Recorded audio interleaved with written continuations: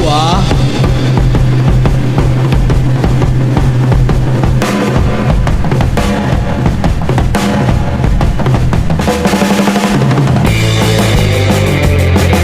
Sexta do Artista.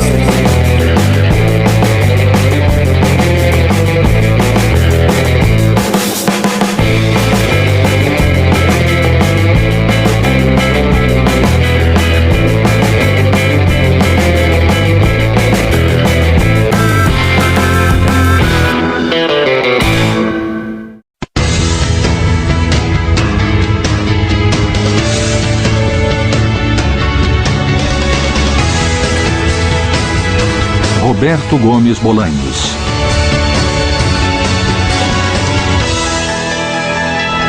Biografia. Roberto Gomes Bolanhos, o Chaves, escritor, ator, diretor e comediante mexicano, considerado o maior criador de programas e personagens cômicos de seu país e que ultrapassaram todas as fronteiras. Chaves, sua criação de maior sucesso há 40 anos ininterruptos, continua no ar em mais de 90 países, dublado em mais de 50 idiomas. Outra de suas criações, o Chapolin Colorado, se transformou em um ícone das telas da América Latina, no lugar dos super-heróis da cultura norte-americana. Acho que um de seus grandes feitos foi talvez criar todas aquelas frases que trouxeram personalidade e características que o tornaram inesquecível. Criador de um humor universal sem fronteiras, bem-sucedido no cinema e no teatro, com recordes de bilheteria. No rádio e na televisão, seus programas alcançaram os mais altos índices de audiência. Ele mostrou que é possível fazer uma televisão, um espetáculo bom e de sucesso. Roberto Gomes Bolanhos, um homem bem-sucedido como artista e pessoa, que encontra seu maior reconhecimento no carinho de milhões de pessoas em todo o mundo que idolatram seus programas e personagens, e de sua família, que o admira e respeita como homem. Para mim, ele tem um conteúdo sociológico que não foi assimilado pelas classes intelectuais. Roberto Gomes Bolanhos é o segundo filho de uma família de classe média, nascido em 21 de fevereiro de 1929 na Cidade do México. A característica que me marcou sempre foi o medo desde criança. Lembro que tinha medo de olhar debaixo das camas, como se houvesse algum monstro ou algo assim. E depois de grande piorou, então eu fui brigão, mas era por medo. O pai de Roberto, Francisco Gomes Linares, era um homem talentoso, fã de pintura, teatro, música e recitais. Um pintor que também se tornou um prestigiado ilustrador e retratista. Ele fazia as ilustrações para Universal Ilustrado. Ele também ilustrava contos como, por exemplo, do Martín Luiz Guzmán, um dos maiores e melhores escritores do México. Um homem boêmio de uma intensa vida social que provocou sua morte precoce causada por um derrame cerebral quando seu filho Roberto tinha apenas 6 anos. Ele bebia e vivia rodeado de mulheres bonitas, abusava do absinto e também de algumas outras bebidas fortes. Quando ficou sabendo que o pai dele tinha morrido, ele disse que ficou numa janela porque não acreditava que o pai não voltaria mais. E não voltou. Mas eu queria que voltasse. Mas durante toda a minha vida eu sonhei que a gente se encontrava, conversava e ele dizia, agora tenho que ir. E ia. Sem deixar herança ou ao menos tranquilidade, Francisco Gomes partiu deixando dívidas e surpresas para a família. Quando minha mãe se casou, foi como se fosse nos filmes. Se há alguém que se opõe a esse casamento, que fale agora ou cale-se para sempre. Aí uma mulher falou, eu me oponho. Foi uma confusão na igreja. Por quê? Porque esse filho é dele, e era mesmo. Então, quando meu pai morreu, a mulher voltou e disse, o Dom Paco deve ter deixado alguma coisa para mim. Eu quero dividir. E a minha mãe falou, com prazer, porque ele só deixou dívidas ia aos montes. Em decorrência da morte do marido, a mãe de Roberto se dedicou à árdua tarefa de criar seus 3 filhos sozinha, realizando todo tipo de trabalho com uma força notável que moldaria a visão de mundo futura de Roberto. Ela pintava, escrevia. Foi pra gente mãe, pai, irmã, avó, babá, professora, educadora, tudo. A estatura baixa e o medo recorrente que mais tarde influenciaram muitos dos personagens interpretados por Roberto fizeram com que se envolvesse em brigas desde muito novo e enfrentasse garotos bem maiores. A habilidade com os punhos o atraiu para o boxe, esporte que treinou durante anos escondido de sua mãe. Eu fiquei em segundo lugar no primeiro ano e fui campeão no segundo. E eu entrei para o Luvas de Ouro, o campeonato mais importante do boxe amador. Roberto também levava jeito para o futebol e chegou a brilhar como jogador amador. Era um tédio só, porque a única coisa era mandar a bola pro gol, jogar pro gol, jogar pro gol o tempo todo. Ele era um ótimo jogador. Acho que podia ter sido profissional se tivesse tamanho para isso. Mas ele não era muito privilegiado em sua altura e porte físico. A vantagem no futebol é dos menores. Porque com o jogo ao nível do chão, estamos mais perto. Já na adolescência, o carisma e as habilidades que tinha, além das artes como as quais já era envolvido, como a música, a pintura e a escrita, fizeram dele o líder da turma de seu bairro no México dos anos 40. Arranquei uma placa que era azul com letra branca. Pintei toda de azul e escrevi Rua Roberto Gomes. E ela ficou um tempo ali. Chegava alguém e perguntava: onde fica a Rua Nicolas San Juan? É só seguir na Roberto Gomes 3 quarteirões para frente. Por onde? Ah, mas tinha outro nome. Mas essa rua mudou o nome agora. Tem outro nome. Desde jovem era ele quem escrevia as músicas para conquistar as meninas e os esquetes dos amigos que armavam as festas. Ele era o cérebro de tudo e gostava do reconhecimento. Sua popularidade no bairro tornou famoso entre as jovens que frequentemente o assediavam. Eu o conheci em uma festa dos Aracuanes que meu primo me levou. Ele tocava maraca com eles no baile. Aí ele me falou: quer dançar comigo? Eu quase desmaiei. Quem tinha me chamado para dançar foi o famoso Roberto Gomes. Também eram chamadas de Las Aracuanas as meninas que, naquela época, namoravam e saíam com a gente. E como namorada de Roberto Gomes, eu ficava muito... Eu me engrandecia muito e ele também ficava muito lisonjeado. No momento de escolher uma carreira profissional, a habilidade para desenhar e a facilidade com os números fizeram o jovem Roberto escolher a engenharia. Ele tinha um tio que queria muito que ele fosse engenheiro. E tinha um torno em casa que usava para fazer brinquedo. Então meu pai quis ser engenheiro para fazer brinquedo. Eu disse que ia ajudar, mas eu só passei alicate, porcas. É o que ela precisava. Entretanto, a falta de qualificação e o trabalho com um futuro monótono pela frente o levaram a repensar sua carreira. Certa manhã, um anúncio no jornal chamou sua atenção: de aprendizes para trabalhar no rádio e televisão. Na mesma manhã, lá se foi Roberto à agência de publicidade para se deparar com uma fila imensa, repleta de aspirantes ao posto de produtor. A menor fila era de redator publicitário. E foi esse o emprego que ele conseguiu. Aí o gerente disse: você consegue datilografar depressa? E eu... Bom, na verdade, nos últimos 2 anos não encostei numa máquina. Mas não importava, nos 2 últimos anos nem nos anos anteriores nunca tinha encostado numa máquina. O trabalho na agência fascinou o jovem Roberto. Ali ele teve uma revelação que viria à tona nos anos seguintes: o poder da linguagem publicitária e o potencial de utilização das frases curtas e repetitivas para um impacto em massa. Quando comecei a trabalhar ali, eu me encantei e falei, é o que quero fazer. Foi então que quis ir além e superar tudo. Foi aí que eu aprendi a escrever de verdade. Escrevia 12 horas por dia. Ele escrevia muito.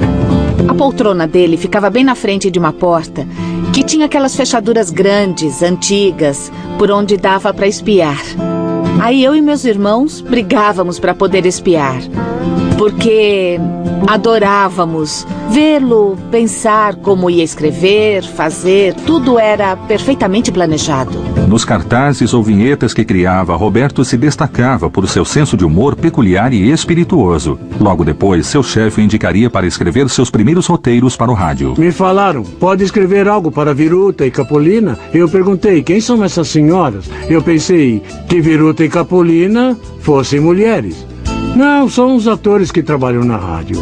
Então eu os conheci e depois disso eu comecei a escrever para todos os comediantes. Sem conhecê-los pessoalmente, o jovem Roberto Gomes escreveu seu primeiro roteiro e o impacto foi imediato. O programa de rádio tinha 15 minutos. Comecei a escrever e antes de um mês falaram, tem que aumentar para meia hora. Aumentamos e virou a maior audiência. De olho no potencial da combinação dos textos de Roberto Gomes com o carisma da dupla cômica, a empresa patrocinadora se propôs a reproduzir a mesma ideia em um meio em expansão, o da televisão. O trampolim que impulsionaria Roberto à fama e o faria descobrir mais um de seus talentos, a atuação. Roberto Gomes Bolanhos havia alcançado a fama como roteirista dos programas de rádio de Viruta e Capolina. Agora, na televisão, novas possibilidades estavam por vir, assim como novos desafios. Era mais ação do que palavras. Porque televisão é como cinema, é visual principalmente. E nós fomos bem. Uma parceria entre atores e escritor que levaria Viruta e Capolina ao auge da fama nos anos 50 no México. Ele entrou de cabeça naquele trabalho. Ficava muito preocupado com o que ia ganhar. Não queria ser rico. Pelo menos era o que ele me dizia. Vivíamos modestamente. Eu tinha um salário baixo e a gente não ligava muito para isso. Nosso apartamento era bem pequeno. O amor que unia Roberto e Graciela logo deram frutos. 5 meninas e um menino alegrariam a nova casa em que Roberto descobriria outra de suas facetas, a arte de ser um pai dedicado. Meu pai era muito presente e nos fazia rir também bastante. Brincava, explicava várias coisas. Não tinha nem castigo, nem bronca. Ele só falava, você acha certo o que fez? Você acha que isso é legal? E aquilo era pior que qualquer coisa. Meu pai, no Dia dos Mortos, abria a porta de casa e fazia uma fogueira no jardim. Comprava linguiça, petiscos e todos os vizinhos vinham brincar com a gente. Somos uma família unida que vai junto para todo lado e arruma qualquer pretexto para festejar e se reunir. Ele tocava violão e cantava com a gente, fazia umas sessões cantando e tocando violão. Me pedia para fazer a segunda voz e a gente cantava por horas, horas e horas. O meu pai falava, numa boa, me enganei. Tinha razão. Eu errei. E pedia desculpas. Eu nunca ouvi uma das minhas amigas falar que o pai delas pedia desculpas. Para mim, é um sábio.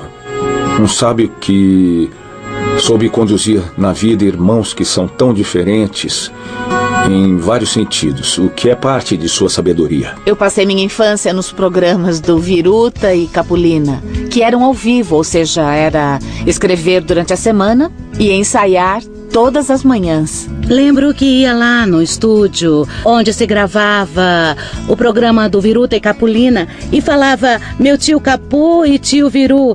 Quer dizer, éramos todos uma família de verdade. O programa Cômicos e Canciones serviu como meio para o inquieto e criativo Roberto explorar e incrementar sua veia artística. Logo ele sentiria a necessidade de atuar. Então começou em papéis secundários nos quais se destacava por seus pulos e tombos ágeis, fruto dos esportes que praticava. Claro que sim, entre, senhor.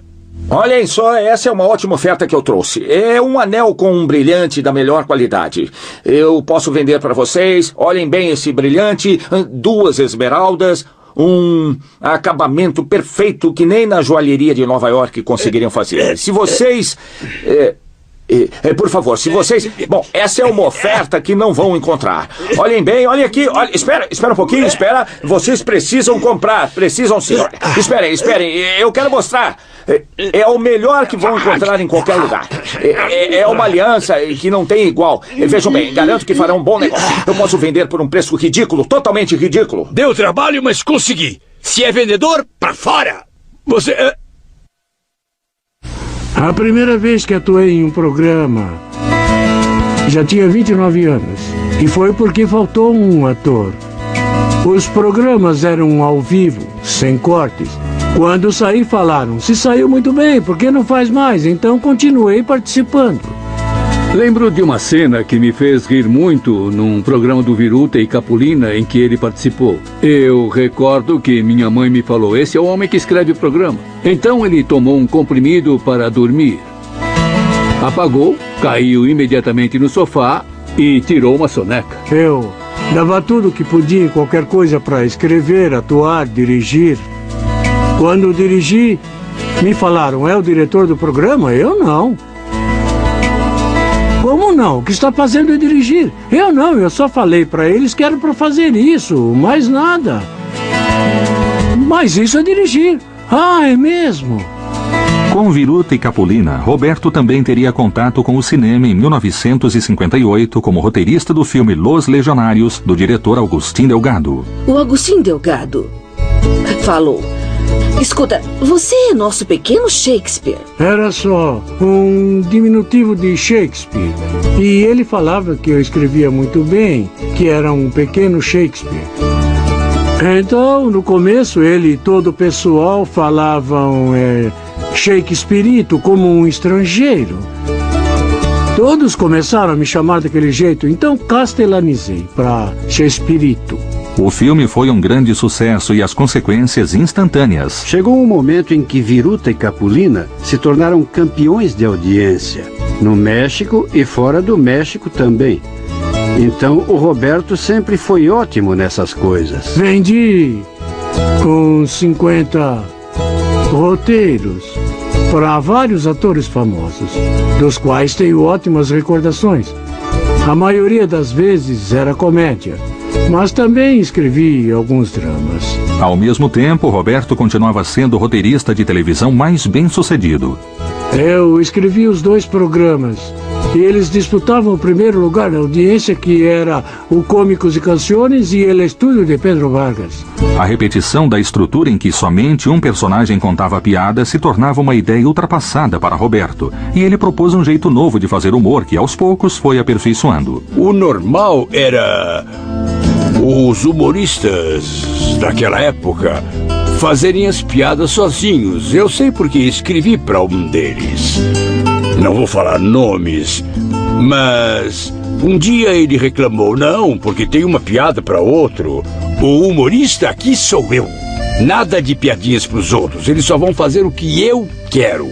Quando Capulina começou a se incomodar com a atuação de Chespirito, Roberto aceitou se retirar da frente das câmeras com a condição de que seu crédito como roteirista ao final do programa fosse do tamanho do protagonista. A importância de Gomes Bolanhos para a fórmula do sucesso se fazia cada vez mais necessária. Eu ainda atuei com o Capulina em 2 filmes que eu escrevi. Mas ele se incomodou porque em um deles fiz uma pequena participação. E então toda a equipe me aplaudia. E aí houve uma briga e nós nos separamos. A tensão chegou ao limite até que Roberto Gomes Bolanhos deixou de escrever definitivamente para Capulina em 1968. Após 15 anos de uma parceria tão produtiva, viriam tempos de incertezas na profissão e na vida para o próspero Roberto. Até que um dado momento ele falou, chega de escrever para os outros. Então não escreva para os outros. Quero escrever para mim. Então escreva para você. Em meio a uma crise criativa e um futuro profissional incerto, Roberto recebeu uma terrível notícia. Eu a conhecia e a vi morrer. Estava com ela quando morreu. Eu estava bem ao lado dela. A mãe de Roberto, Elsa, morria de um câncer de pâncreas fulminante. Minha mãe nunca viu o Chaves, nunca viu o Chapolin Colorado. É motivador saber tudo o que ela fez por mim. Apesar de não ter tido essa recompensa, que talvez fosse ver o seu filho vencer. E morreu quando eu crescia. Na época, nascia o Canal 8 da empresa Televisión Independente de México, ou TIM, que convidou Roberto para colaborador. Então, com a proposta de uma série e após uma longa seleção de atores, se tornou o protagonista de El Ciudadano Gomes. Era um Quixote que combatia injustiças. Ele consertava os erros dos outros. Era uma mulher que chorava porque tinham feito algo contra ela. Aí ele ia lá ajudar. Mas o programa não deslanchou. Apesar do fracasso de Ciudadano Gomes, o mesmo canal encarregou Roberto de 2 quadros de 10 minutos para o programa Sábados de La Fortuna. Você vai ter 2 ou 3 quadros. Pra fazer o quê? O que quiser. Era a grande chance. Era o que sonhava fazer um dia. Fazer o que eu quisesse em um programa. Era só zoeira, muita piada. Eu chegava com um tanque de gás pesado e na outra mão uma xícara de café. Aí olhava para a câmera e falava: é como eu gosto de café, bem carregado. Ali, os primeiros personagens de Roberto começavam a tomar forma, com atores que anos depois se tornariam o professor Girafales, interpretado por Rubem Aguirre, o beberrão Alanis, interpretado por Ramon Valdez, e o Dr. Chapatin, que Roberto mesmo fazia. A luz acabou em casa e quando subi a escada, vi lá em cima um velhinho no corredor e eu comecei a gritar: quem é esse? Quem é esse? Aí meu pai me abraçou: sou eu. Ele estava montando o personagem Dr. Chapatin. E às vezes eram 8h30 e não tínhamos acabado. Aí a gente sentava, os telefones tocavam sem parar, até que o chefe viu aquilo e o diretor veio falar: é o seguinte, peguem todas as suas coisas, terão um programa só de vocês. O novo programa de Roberto estreou em 14 de outubro de 1970, no horário nobre, às 8 da noite. O nome era La Mesa Quadrada. E o Sábado de la Fortuna. E acabou porque, sem o nosso quadro, não foi para frente. Foi um elogio para nós. O programa rapidamente subiu na audiência e transformou todo o elenco em personagens famosos. E, sem perceber, a vida de Roberto começava a mudar. O Roberto veio me falar: demos autógrafos, estamos importantes, demos autógrafos. Sem imaginar que depois a mão cansaria de tanto dar autógrafo. Apesar da popularidade, Roberto não dormiu no ponto. Sua criatividade era inesgotável e ele estava prestes a criar o personagem que o levaria à fama internacional.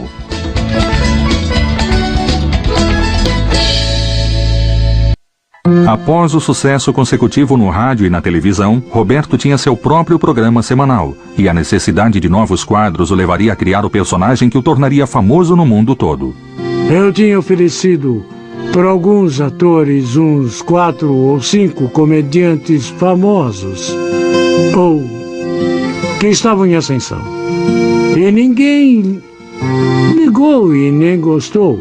O valor está em superar o medo, não na falta dele. O Chapolin Colorado tinha consciência que era pequeno, bobo, fraco, desastrado. Mas, com todas essas deficiências, e acima de tudo o medo que ele demonstrava a todo momento, ele enfrentava o problema. Isso é ser herói. Mas talvez o maior sucesso de Chapolin Colorado tenha sido sua coleção de bordões que as pessoas incorporaram à linguagem cotidiana, primeiro no México e depois em todo o continente. Fiz intencionalmente para procurar pistas no chão. Todos meus movimentos são friamente calculados. Suspeitei desde o princípio. Se aproveitam da minha nobreza. É nessas horas que tem que lembrar daquele velho e sábio ditado: mais vale prevenir do que 2 voando.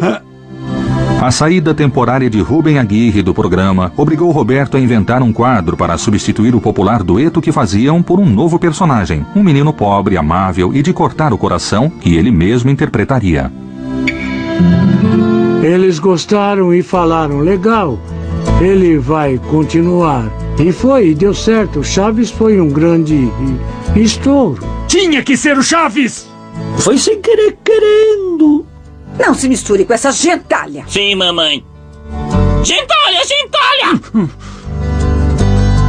Toma! Só não te dou outra porque... Sem pretensão, Roberto Gomes Bolanhos criou, com o Chaves, um fenômeno de fortes raízes sociais que se espalhou por toda a América Latina. As pessoas do Brasil associam o Chaves, não Chavo, como original, a um menino da favela.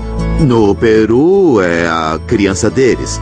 Todo o país tem o seu Chaves, porque ele é o típico menino pobre que podemos encontrar na periferia de Buenos Aires, na Argentina, em Tegucigalpa, Honduras ou de El Salvador. A vizinhança é o núcleo de uma comunidade e ele soube aproveitar isso. Com o Chaves do 8, nome que faz referência ao canal que transmitia, Roberto também realizou uma de suas principais propostas na televisão humorística, criar um grupo de atores em que todos atuassem por igual, gerando um impacto profundo sobre o telespectador.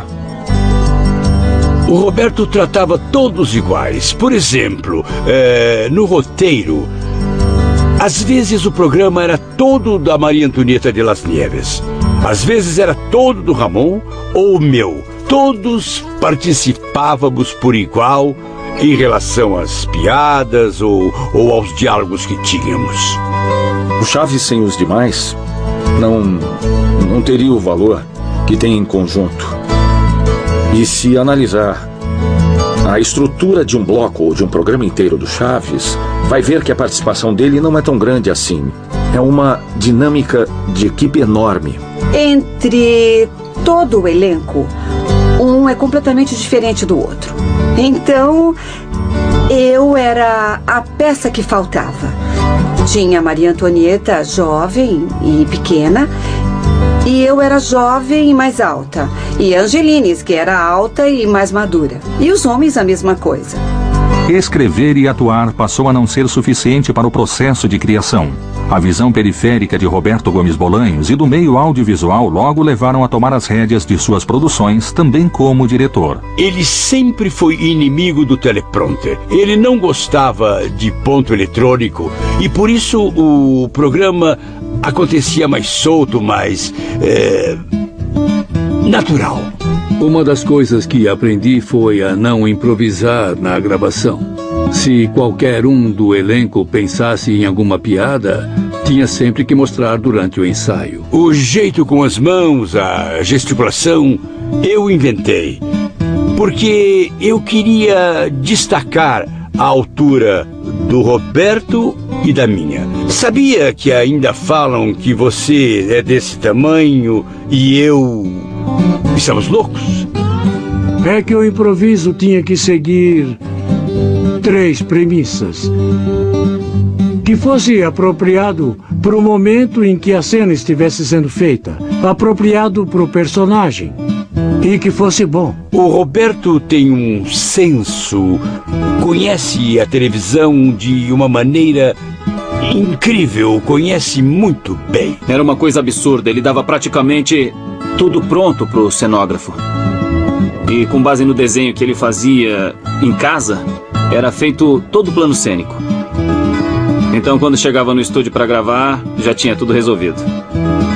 Eu dirigia com muito rigor e efetividade, mas sem força nem abuso. Sempre tratei as pessoas bem. Eu lembro ter gritado em 25 anos de programa umas 3 ou 4 vezes. Porque antes era costume os jovens escutarem os adultos. Porque aprendíamos com eles. E sei que o último dos meus mentores, com quem aprendi tudo o que ele me permitiu aprender, foi o Roberto Gomes Bolanhos. Como pai dedicado e presente que sempre foi, Roberto observava as atitudes e brincadeiras dos filhos, que aos poucos eternizou na memória do público através de seus personagens tão familiares. Por exemplo, uma das minhas filhas dava pulinhos como o Chaves empolgado. Pai, e quando a gente chegar, então? Ela falava saltitando. Isso. E aí eu pegava bem as garrafas e depois e tudo. E eu pegava e zaz. Tá bom, Chaves, sim, anda logo. Eu fazia uma porção de gestos para falar quando ia pedir para ele deixar eu ir comprar alguma coisa ou se ia brincar. E aquilo chamava a atenção dele. Minha outra filha repetiu uma coisa que acho que era da escola. Quando uma coisa a incomodava, ela falava, isso me dá coisas. E eu usei no Dr. Chapatin. Eu fazia aquilo quando era pequena. Por isso que o Chapatin também fazia. Meu pai sempre foi muito próximo. Não só da gente, dos filhos, mas também dos sobrinhos e dos jovens da família. Teve uma vez que ele saiu correndo da gravação e chegou vestido de Chaves. E foi chocante. Chocante no bom sentido. Porque eu sabia que meu pai era o Chaves, eu via na televisão. Vê-lo entrar em casa de Chaves. Eu era uma criança fanática pelo Chaves. E foi lindo. Eu lembro que aquilo me emocionou muito. A popularidade do programa mexeu com a concorrência e Roberto se viu tentado a mudar de emissora. Emílio Azcárraga Milmo, dono da Telesistema Mexicano, ofereceu a ele uma quantia exorbitante. E ele falou, não, espera.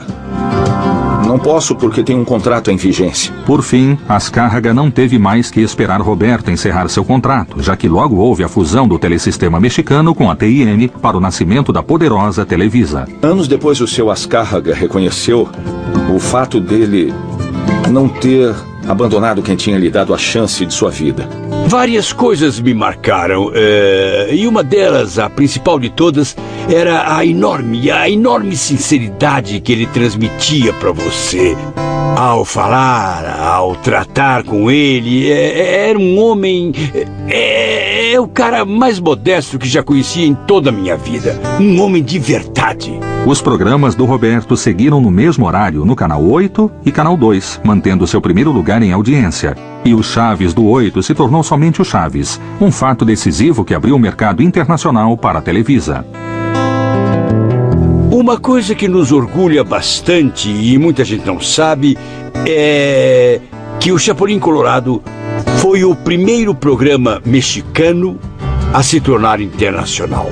A Guatemala foi o primeiro país a comprar a série, e o Equador o primeiro na América do Sul. Com exceção de Cuba, se espalhou por todos os demais países do continente, incluindo os Estados Unidos. Seus programas foram dublados em mais de 50 idiomas e sucesso em nações distantes e culturalmente diferentes, como China, Japão, Itália e Angola, entre muitas outras. O Chaves, com certeza, para mim, é o grande ícone do Roberto E eu também diria que é o nosso Mickey Mouse, sem dúvida. Por fim, alcançaria a fama. E os programas de televisão não eram suficientes. As pessoas queriam ver Roberto ao vivo. Então, começaram as turnês, primeiro pelas cidades do interior do México. Podem fazer uma apresentação em Xochimilco, aqui perto? Com o Chapulin Colorado? Sim? Nós fomos lá e quanta gente... E nós acabamos, todos vieram. E fiquei com medo. Então, saí correndo e eles me perseguiram.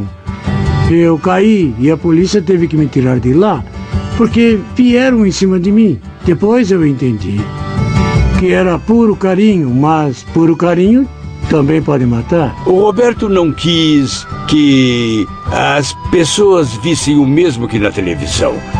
Então mudou toda a apresentação. Acho que as pessoas iam mais para nos ver como atores do que para nos ver atuar. Para mim era fácil falar e abraçar meu pai porque ele estava perto de mim. Mas eu não entendia por que as pessoas faziam aquele alvoroço para se aproximarem dele. A popularidade do programa fora de seu país o levou a turnês internacionais. Quanto mais ao sul do continente, maiores as multidões. Entretanto, conforme a fama crescia, na vida pessoal de Roberto, seu casamento ia por água abaixo. A vida de Roberto começava a mudar. Ao passo que as viagens a trabalho longe da família se tornavam mais frequentes e longas, a difusão de seus programas o tornariam uma figura pública, chamado a todos os países da América Latina. Quando falei com um produtor chileno, Valentim Pimstein, me falaram de ir para o Chile. Devo ir? Ele respondeu, a questão não é essa, deve se cuidar, porque vai ter uma baita multidão. Foi num lugar da América Central que quebraram o vidro. Empurraram o vidro da porta no aeroporto, a hora em que viram ele sair. Eu fiquei assustado. O avião não podia pousar porque as pessoas invadiram a pista. Estavam esperando numa boa. Mas quando falaram que o avião tinha chegado, eles jogaram os policiais para o lado e invadiram. O avião teve de subir de novo. Ele se escondia e não gostava. Falava, não gosto disso. Sou uma pessoa de carne e osso, como qualquer ser humano. Entretanto, no auge do trabalho e da popularidade mundial, a distância do lar e as tentações da fama começaram a afastar Roberto e Graciela. Foi quando a gente começou a ter consciência que realmente tinha virado um fenômeno. Mas era uma coisa que internamente, em casa, significava a ausência dele junto à família. O meu problema com a Graciela, a minha primeira esposa, foi infidelidade, eu reconheço. Formava um casal perfeito. Mas houve um distanciamento entre eles e todos nós percebemos. Pode ter sido a atividade artística. Eu fazia muita turnê e a gente não se via. Várias coisas. Não existe família perfeita, nem avós perfeitos, nem pais perfeitos. A gente precisa superar o que acontece na vida. E foi assim com a nossa família. Faz uns 34, 35 ou 40 anos. Era um outro mundo, era. Então, era tudo muito mais discreto, mas nós fomos muito atacados, vítimas da mídia, de tudo. Mas não como fazem agora. Ah, não. Eu era uma malvada ladra de marido e ele era um desgraçado que largava tudo. Mas ele não abandonou os filhos, era um pai extraordinário.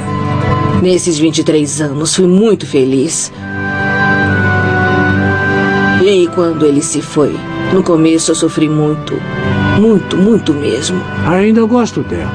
Não é mais minha esposa, mas gosto dela como irmã. E a ajudo em tudo que posso. Completamos 23 anos e falei, agora está acabado. E a Florinda levou ele embora. Pouco depois do divórcio, Roberto tornava público o romance com uma integrante de seu quadro de atores, Florinda Meza.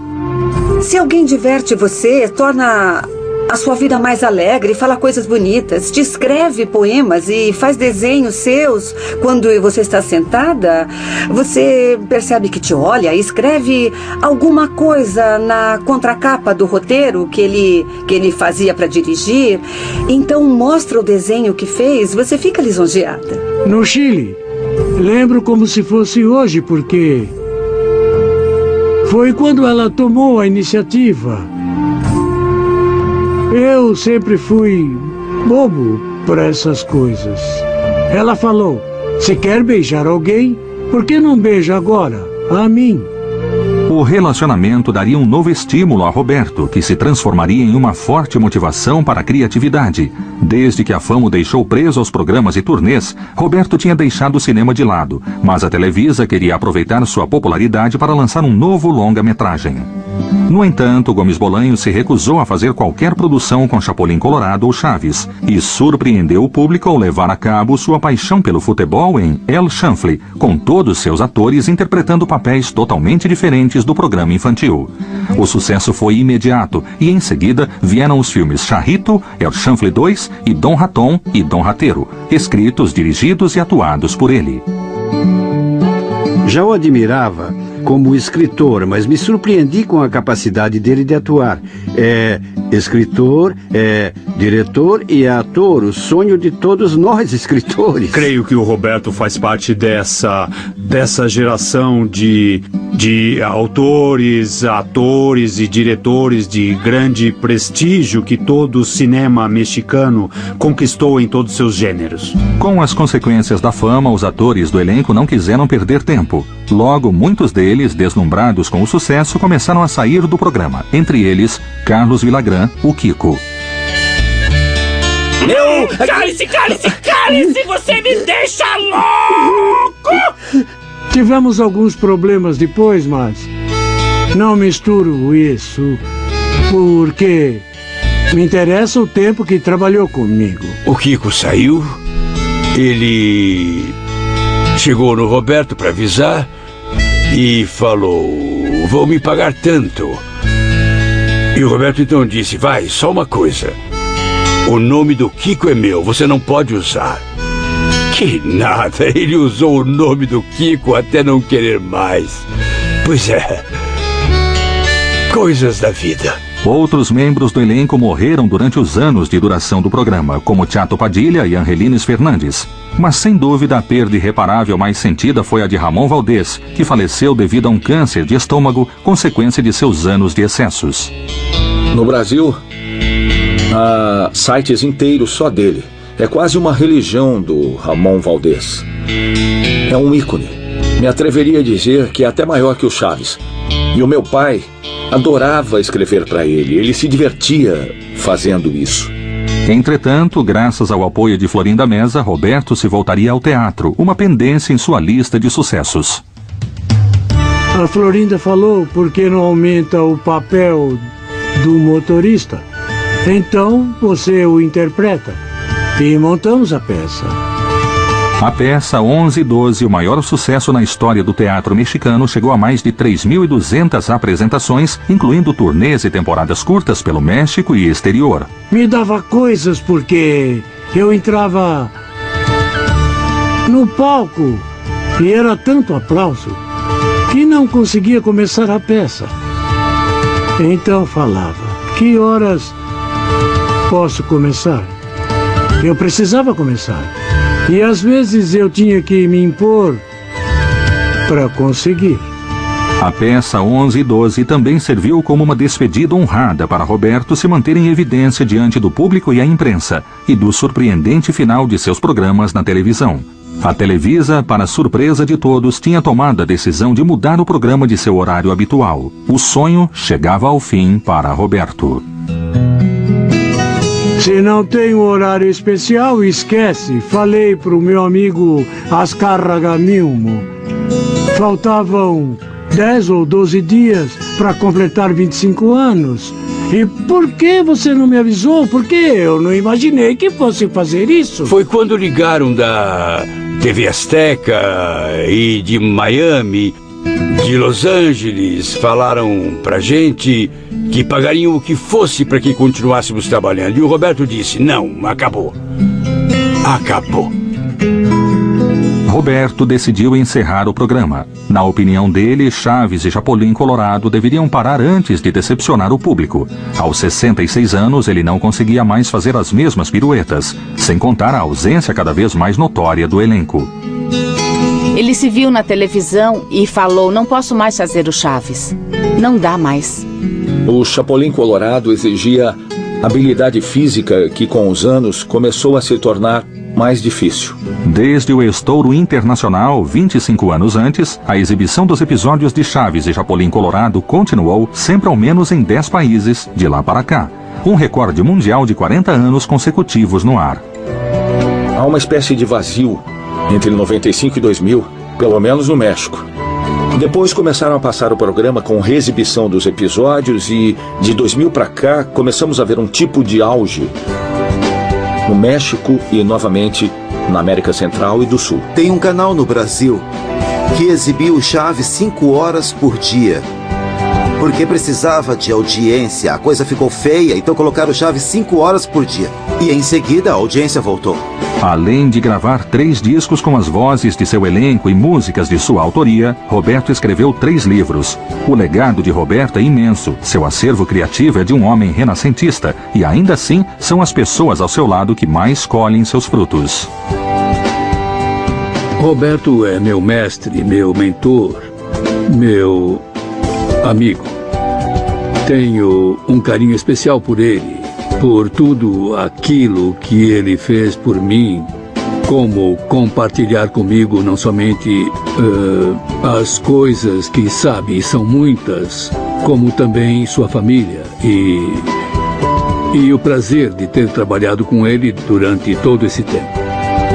Um criador incansável que aproveitou os últimos momentos do rádio, o nascimento da televisão e o auge do cinema mexicano para fazer uma comédia universal, um humor livre e para todas as idades. Nossos intelectuais que não querem ter nada a ver ou não quiseram se envolver nessa época com a televisão, que alguns chamavam de caixa de idiota, perderam a chance de ver muitos programas inteligentes como os de Roberto, bem mais profundos do que parecem. Acho que para o público em geral, ele deixa a mensagem de que é possível na vida divertir-se com coisas muito simples mesmo, que as pessoas podem estar em família de uma maneira agradável e terem uma referência que une todo um continente.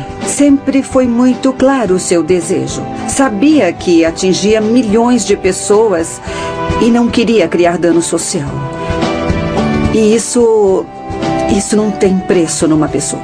Um pilar indiscutível da televisão mexicana, que abriu as portas do mercado internacional e formou, com seus gêneros e formatos, uma escola humorística e de obras de qualidade. Na minha carreira, queria ser como ele. Claro que não consegui, porque ele é o número 1. Além da televisão, Roberto Gomes Bolanhos deixou no cinema e no teatro mexicano recordes históricos de bilheteria, apesar de nunca haver recebido prêmios ou reconhecimento da crítica mexicana. Ele é um artista nato, da ponta do dedão do pé ao último fio de cabelo que tem na cabeça. Sem dúvida, ele é um artista completo. Para Roberto, o único prêmio que obteve através de seus programas, obras e filmes é o carinho e reconhecimento do público. O Roberto é um verdadeiro comediante de sucesso internacional. No México, eu acho que não há outro. Eu não tenho dúvida que ele seja o personagem mais importante da história da televisão e em espanhol de todo o mundo. Eu penso que para o público ele vai deixar o grande e imenso sabor do sorriso, o quanto a vida é boa, o quanto ela é boa e bela. O bem sempre vence. Esse é o legado. O bem é aquele que vence sempre. Isso alimentará a minha mente, a minha imaginação, com lembranças lindas. E como diria o Chaves, no caso de uma inflação de felicidade. Eu que ia chegando tranquilo ao final da minha vida terrena, comecei a duvidar, será que não há refúgio para a alma? Que morrer é deixar de existir? Será que a existência não tem a transcendência que me fizeram acreditar? Não, isso não. Por favor, eu com meu livre-arbítrio me atrevo a dizer, Deus, deve haver um erro. E me perdoe, Senhor, se com isso te incomodo. Entretanto, de algum jeito preciso falar. Não me venha falar que aqui acaba tudo. E próxima sexta tem mais. Tchau!